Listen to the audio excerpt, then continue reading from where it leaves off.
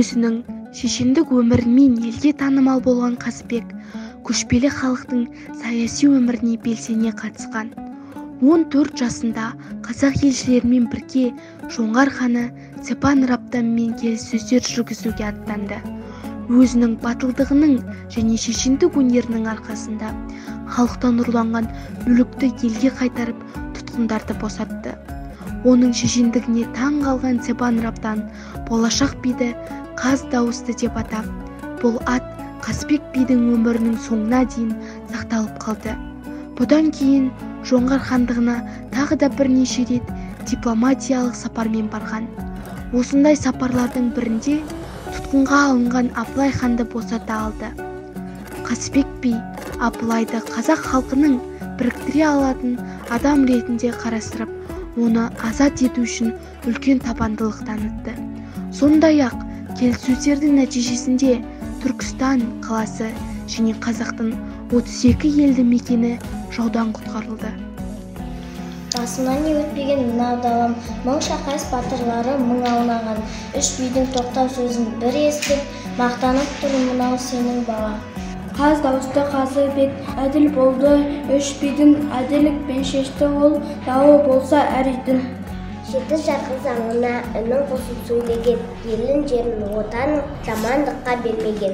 Кім десеңіз айтайын, Қазыбек би атамыз, қайсарлығын еске алып, жүрекпен үн қатамыз. Шешендікпен танылған бала кезде еліне, хан алдында дәт сұрап көмек берген жеріне. Туғанының atan 3,5 ғасыр болыпты, аты аңызға айналып, жүрек жырға толыпты. Қазақта қызыл тілден өнер бар, Әйтеке Қазыбек пен Төле би бар. Туған жер айналайын тыңда ұлымды, үш биге арнап жазған өлеңімді қабыл ал.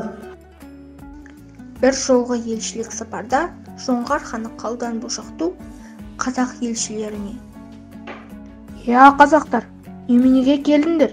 Айтатындарыңды айтыңдар, елдеріңе қайтыңдар» депті.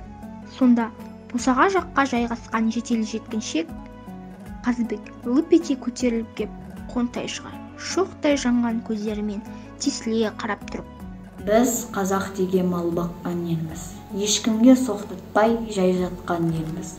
Елімізден құт береке қашпасын деп, жеріміздің шетін жау баспасын деп, найзаға үкі таққан елміз. Ешбір дұшпан басынбаған елміз, басымыздан сөз асырмаған елміз.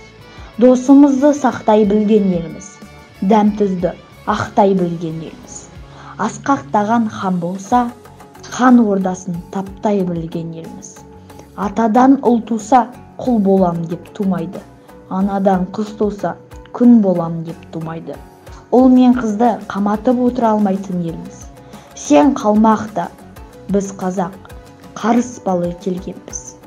Қазақ қалмақ баласы, табысқалы келгенбіз. Танымайтын жат елге танысқалы келгенбіз. Танысуға көнбесең шабысқалы келгенбіз. Сен қабыланда, біз арыстан, алысқалы келгенбіз.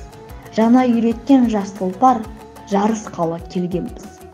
Тұтқыр сары желімбіз, жабысқалы келгенбіз. Сен темірде, біз көмір, еріп келі келгенбіз.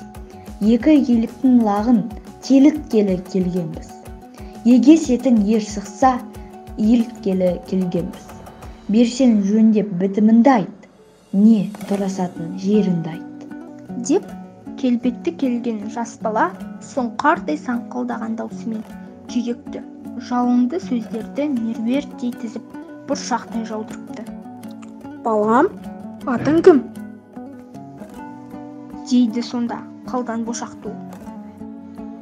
«Атым Қазыбек, әкем Келдібек би. Ұлтым қазақ, руым Қаракесек» деп жауап беріпті. «Ендеше даусың қазын даусындай қаңқылдап шығар екен.